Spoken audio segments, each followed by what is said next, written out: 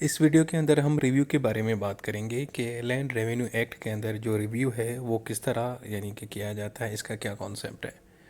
सबसे पहले तो देखें, रिव्यू होता ये है कि एक्चुअली ये एक ऐसा प्रोसेस है जिसमें कोई भी रेवेन्यू ऑफिसर, चाहे वो कमिश्नर है, कलेक्टर है या असिस्टेंट कलेक्टर है, वो क्या करते हैं, अपने ही फैसले को रीएग्जामाइन करते हैं, अपने ही फैसले को दोबारा देखते हैं कि यार ये जो मैंने फ़ैसला दिया है क्या दुरुस्त है, इसके अंदर कोई प्रॉब्लम तो नहीं है।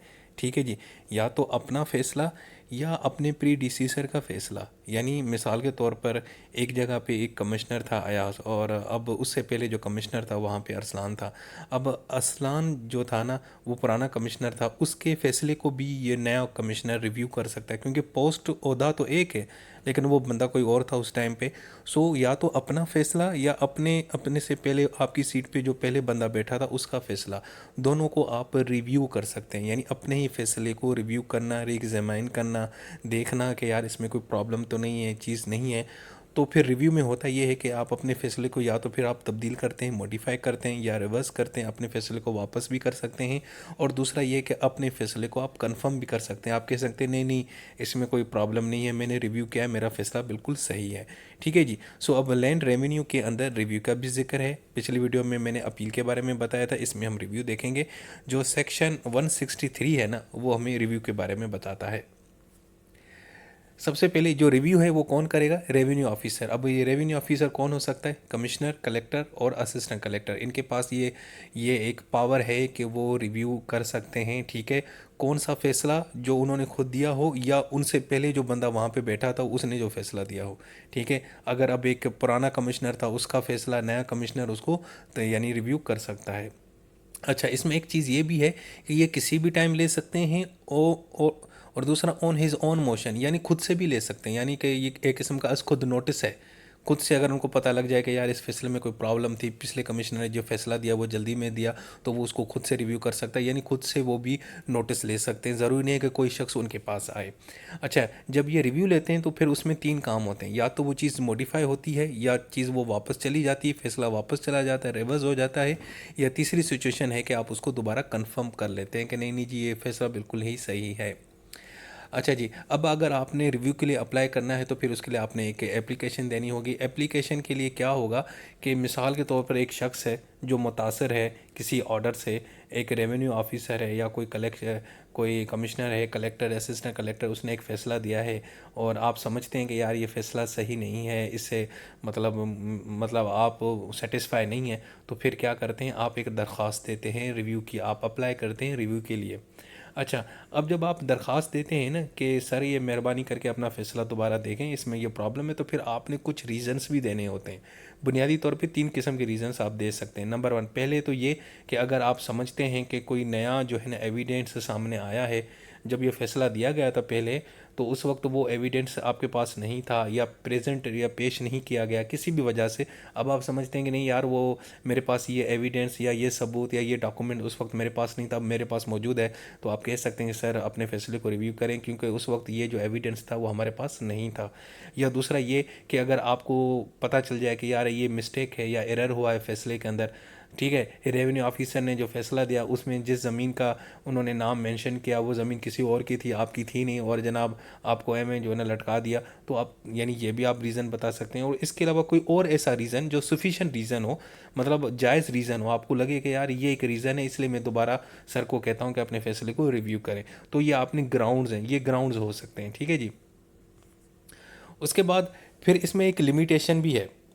हाँ, अगर कोई रेवेन्यू ऑफिसर, चाहे वो कमिश्नर है, कलेक्टर है या असिस्टेंट कलेक्टर है, वो अपना फ़ैसला खुद से अगर वो अपने ही फैसले को रिव्यू करता है तो उसमें तो कोई इशू नहीं है। लेकिन हाँ, अगर वो फैसला अपने प्रीडिसेसर का तब्दील कर रहा है, यानी उससे पहले जो ऑफिसर वहाँ पे था, उस सीट पे जो बंदा बैठा था, मिसाल के तौर पर एक कलेक्टर है, उससे पहले एक कलेक्टर एक आया, या एक कमिश्नर है, या उससे पहले जो कमिश्नर है उसने कोई फ़ैसला दिया, तो उसके फैसले को रिव्यू करने के लिए थोड़ी सी एक आपके ऊपर लिमिटेशन है। वो ये है, मिसाल के तौर पर कमिश्नर साहब ये चाहते हैं कि यार जो पुराना कमिश्नर था ना, मैंने उसके फैसले को रिव्यू करना है, तो उससे पहले फिर आपको ना जो बोर्ड ऑफ रेवेन्यू है उनसे मंजूरी लेनी होगी, उससे इजाज़त लेनी होगी। इसी तरीके से अगर कलेक्टर साहब ये कहते हैं कि जो पुराना कलेक्टर था उसका फैसला मैंने रिव्यू करना है, उसने जो फैसला दिया इस मामले के अंदर वो मुझे सही नहीं लग रहा, मैं इसको रिव्यू करना चाहता हूँ, तब्दील करना चाहता हूँ, तो फिर उसको कमिश्नर से मंजूरी लेनी होगी, यानी अपने सीनियर बंदे से होनी, यानी मंजूरी लेनी होगी। इसी तरीके से अगर कोई और रेवेन्यू ऑफिसर है, वो अपने पुराने रेवेन्यू ऑफिसर का जो है फैसला है उसको रिव्यू करना चाहता है, तो फिर वो अपने सीनियर जो भी होगा उससे वो इजाज़त लेगा। ठीक है, मतलब आप रिव्यू कर सकते हैं। एक नया कमिश्नर पुरानी कमिश्नर का फैसला रिव्यू कर सकता है, एक नया कलेक्टर पुराने कलेक्टर के फैसला रिव्यू कर सकता है, लेकिन अपने सीनियर से उसने इजाज़त लेनी होगी। अगर कमिश्नर ने रिव्यू करना है तो अपना उसका जो सीनियर कौन है, बोर्ड ऑफ रेवेन्यू, उससे इजाज़त लेगा। अगर कलेक्टर साहब ने तब्दील करना है फैसला पुरानी कलेक्टर का, तो इजाज़त किससे लेनी होगी, कमिश्नर से। ठीक है जी। और इसी तरीके से अगर कोई भी रेवेन्यू ऑफिसर है, उसने पुराने रेवेन्यू ऑफिसर की जो है ना फैसले को तब्दील करना है, तो फिर उसने अपने सीनियर जो होगा उससे इजाज़त लेनी होगी। अच्छा जी, इसके अलावा दूसरा ये टाइम लिमिट फॉर एप्लीकेशन। अगर आप रिव्यू की जब आप दरख्वास्त देते हैं तो इसकी एक लिमिटेशन है। जिस दिन फैसला आया था उसके बाद 90 दिन के अंदर, 90 दिन के अंदर अंदर आप ना रिव्यू फाइल कर सकते हैं। यानी आपके खिलाफ एक फ़ैसला आया, कोई भी फैसला आया, आपको वो पसंद नहीं है, आप मुतमईन नहीं है, तो भाईजान आपके पास 90 दिन है। 90 दिन के अंदर मेहरबानी करके दरख्वास्त दायर करें, तो अदरवाइज़ आपकी दरख्वास्त रिव्यू के लिए अप्लाई नहीं कर सकते।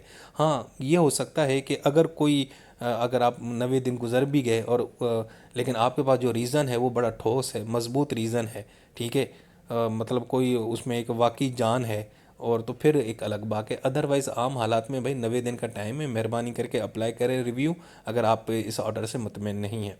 दूसरा ये, जब यह ऑर्डर रिव्यू का फ़ैसला सुनाया जाता है या इसकी जब समाअत होती है, तो उसमें जितने भी पार्टीज़ हैं सबको नोटिस दिया जाता है, ताकि और उनको अपॉर्चुनिटी भी दी जाती है कि भाई अपना अपना मौक़िफ़ पेश करें, अपनी अपनी राय दें। ऐसा ना हो कि जब ऑर्डर आ जाए तो वो रोने बैठ जाएं कि जनाब ये क्या हो गया, वो हो गया। क्योंकि वैसे भी fair trial, rule of law और नेचुरल जस्टिस का यह बुनियादी असूल है कि भाईजान जब भी कोई फ़ैसला सुनाए तो हर जो उस केस के अंदर पार्टीज़ इन्वॉल्व हैं सबको बुलाया भी जाए, नोटिस भी दिया जाए और सुना भी जाए। अच्छा जी, दूसरा ये कि हाँ, अगर एक फ़ैसला आया है आपके ख़िलाफ़, रेवेन्यू ऑफिसर ने दिया, आपने क्या किया, उसके ख़िलाफ़ अपील भी दाखिल कर दी। ऊपर एक तरफ अपील भी दाखिल कर दी और ऊपर से जनाब रिव्यू भी फाइल किया। भाईजान ऐसे नहीं हो सकता। हाँ, अगर आपने किसी फैसले के खिलाफ अपील दाखिल की है तो उसके खिलाफ रिव्यू फाइल नहीं कर सकते। भाई जब अपील आपने दाखिल कर दी तो रिव्यू की आपको कोई ज़रूरत ही नहीं है। अच्छा जी, इसके अलावा एक और चीज़ इसमें याद रखिएगा, जब कोई भी रेवेन्यू ऑफिसर लो रैंक का किसी भी जगह पे काम करता है और वहाँ से वो चला जाता है और डिस्ट्रिक्ट छोड़ जाता है, तो उसकी जगह जो उस इलाके का जो कलेक्टर होते हैं वो सारे जो काम उसके बिहाफ पे करता है। ठीक है, मतलब कोई भी एक कलेक्टर थे, असिस्टेंट कलेक्टर फर्स्ट ग्रेड या सेकंड ग्रेड या थर्ड ग्रेड का बंदा था, वो दफ्तर छोड़ के चला गया या उसने रिज़ाइन दे दिया, कुछ भी कर दिया, तो उसकी गैर मौजूदगी में कलेक्टर साहब ही सारे काम करेंगे और वही लोगों का जो ऑर्डर्स हैं वो रिव्यू करेंगे। एक ये हो गया। लास्ट में एक चीज़ है, वो ये है अपील ऑन रिव्यू। अगर एक पार्टी है वो रिक्वेस्ट करती है कि भाई ये मेरा फ़ैसला जो है ना इसको रिव्यू किया जाए, ठीक है, मिसाल के तौर पर वो कमिश्नर के पास आती है, कलेक्टर के पास आती है, ठीक है, और उसको कहती है, या असिस्टेंट कलेक्टर के पास आती है, उनको कहती है कि सर जी मेहरबानी करके ये फ़ैसला रिव्यू करें। और वो जो अथॉरिटी है, चाहे वो कमिश्नर है, कलेक्टर, असिस्टेंट, वो क्या करता है, वो कहता है भाईजान मैंने रिव्यू नहीं करना, चलो जो करना है करो, मैंने नहीं करना। तो भाईजान वो मना भी कर सकता है।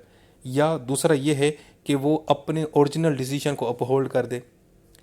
अगर वो मना कर देता है कि भाई मैंने फ़ैसला रिव्यू नहीं करना, और दूसरा अगर ये कह देता है कि नहीं जी वो जो ओरिजिनल फ़ैसला मैंने किया था वो बिल्कुल सही है, ये रिव्यू फारिग है, मैं इसको तब्दील नहीं करता, तो जनाब दोनों सूरतों में आप उसके बाद फिर आप अपील दाखिल नहीं कर सकते।